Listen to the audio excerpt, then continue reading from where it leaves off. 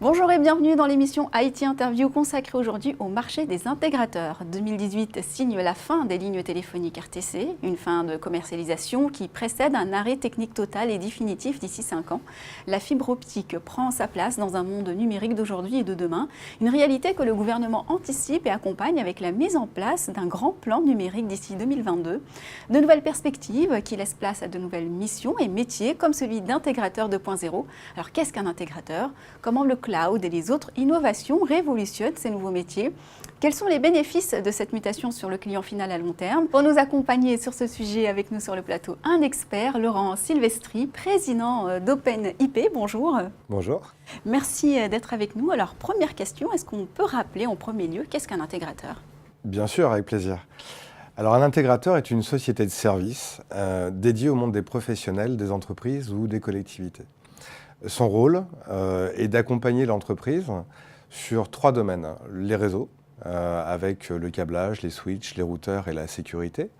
L'informatique, la gestion de parc informatique, les logiciels métiers ou les logiciels bureautiques de l'entreprise. Et puis le troisième, c'est les télécoms, avec notamment la téléphonie, l'Internet, la fibre optique dont vous parliez, et le cloud qui est arrivé assez récemment. Alors le rôle de l'intégrateur, en fait, est d'accompagner l'entreprise, de lui proposer des solutions qui correspondent à ses besoins, bien évidemment, de les déployer au sein de l'entreprise et d'accompagner les utilisateurs, à la fois au début dans la formation, pour utiliser correctement les services, mais aussi dans la durée, puisqu'en fait l'environnement et les besoins de l'entreprise évoluent dans le temps. Alors ça, c'est le métier. Et du coup, quel état des lieux on peut faire aujourd'hui du marché des intégrateurs en France? Alors, aujourd'hui, on compte entre 4 500 et 7 000 intégrateurs en France. Ces intégrateurs sont principalement des acteurs régionaux, puisque leur rôle, en fait, est de travailler en proximité avec les entreprises. Donc, elles sont là pour être présentes, réactives, connaître l'entreprise, connaître tous les tenants et aboutissants des besoins des utilisateurs et y répondre. Leur modèle est un modèle où elles vont commercialiser des équipements, des logiciels, les déployer et les maintenir dans le temps. Donc commercialiser le matériel et les logiciels sur un coût d'abonnement ou un coût one-shot. Et puis ensuite, les coûts d'installation en one-shot et des coûts de maintenance sur des abonnements mensuels ou annuels. L'intégrateur a 2 concurrents, celui des opérateurs majeurs et puis aussi celui de Google et de ce commerce électronique finalement.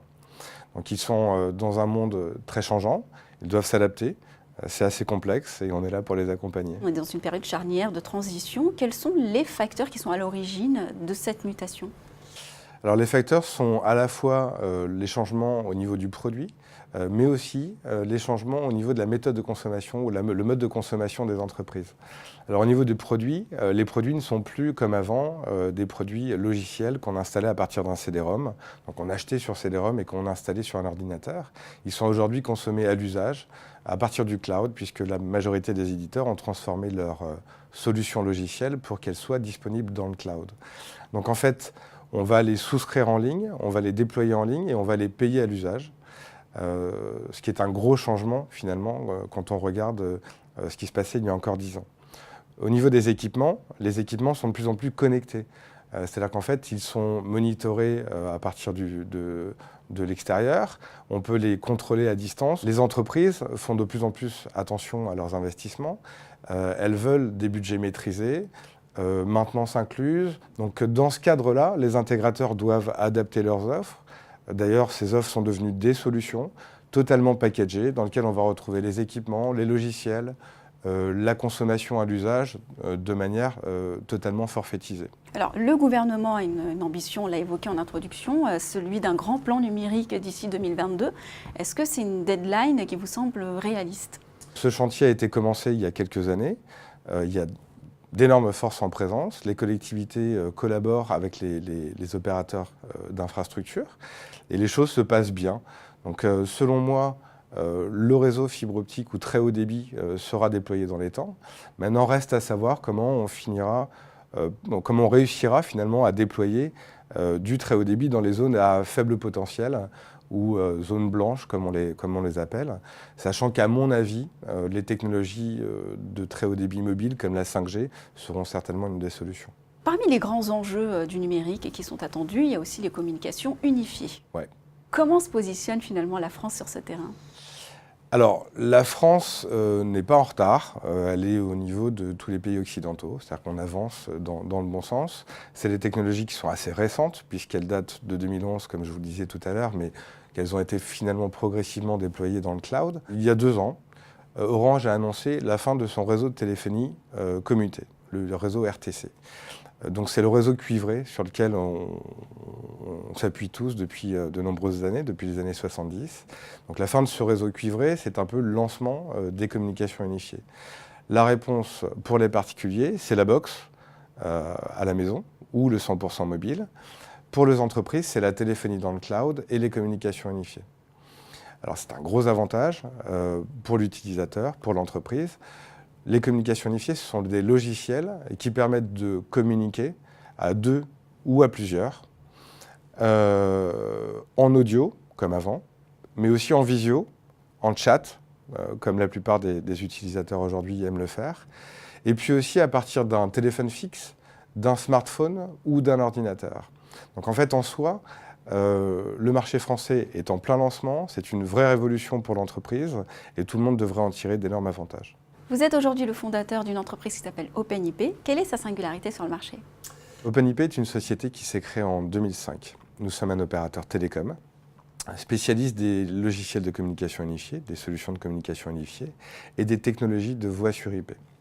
Nous amenons aux entreprises des solutions très haut débit, telles que la fibre optique, de la voix sur IP, de la téléphonie dans le cloud et une variété de logiciels de communication unifiée que nous avons construits en collaboration avec différents éditeurs. Nous travaillons en partenariat avec des intégrateurs. En fait, nous accompagnons les intégrateurs pour qu'ils deviennent les opérateurs télécoms de proximité de l'entreprise. Donc le rôle de l'intégrateur est de s'appuyer sur les services que nous allons proposer, de les préconiser aux clients en répondant aux attentes des clients, bien sûr, de les déployer et de les maintenir dans le temps. Et en fait, nous souhaitons, via cette stratégie indirecte, faire en sorte que les intégrateurs deviennent les nouveaux opérateurs du marché, des opérateurs de proximité qui seront beaucoup plus réactifs en cas de problème chez le client et qui, eux, par leur proximité, connaissent parfaitement à la fois les attentes de l'entreprise, les besoins des collaborateurs et aussi les spécificités de l'entreprise. Finalement, on en conclut que le premier client, c'est finalement l'intégrateur lui-même, que vous formez à vos nouveaux outils. Quel est du coup l'éventail des services que vous leur proposez ? Alors en effet, l'intégrateur est notre premier client, puisque c'est l'intégrateur qui va commercialiser nos services auprès des entreprises. Donc on se doit d'accompagner les intégrateurs au mieux. On va accompagner l'intégrateur de 3 manières. On va former les intégrateurs, à la fois de manière présentielle ou avec des séries de webinars, et lui donner toute la compétence à la fois technique et commerciale pour amener correctement les services à son client. Ensuite, on va lui donner des outils marketing pour que leur marketing soit aussi qualitatif que celui des opérateurs majeurs. Et puis le troisième service que nous allons amener à l'intégrateur est une plateforme web qui s'appelle MyOpenIP, qui va lui permettre de digitaliser son parcours client et de simplifier ses relations avec ses clients entreprises. Donc c'est une plateforme qui sera distribuée à ses couleurs, qui va être disponible à la fois pour lui, mais aussi pour ses clients entreprises, et qui va permettre en fait à l'intégrateur d'avoir une stratégie e-commerçante, de la commercialisation jusqu'à la facturation, tout en permettant à la fois à l'intégrateur et au client final de contrôler le service, paramétrer notre infrastructure, monitorer notre infrastructure, mesurer la qualité, ouvrir des tickets au support et suivre en day-to-day la relation qu'il a avec son client et avec OpenIP. Alors du coup, quels sont les bénéfices directs ou indirects pour l'entreprise à moyen terme ?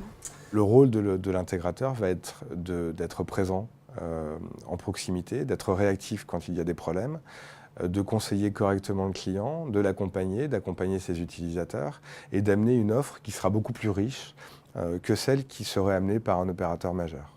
Vos projets et perspectives pour l'avenir ? Alors, comme je vous le disais, OpenIP est une société récente.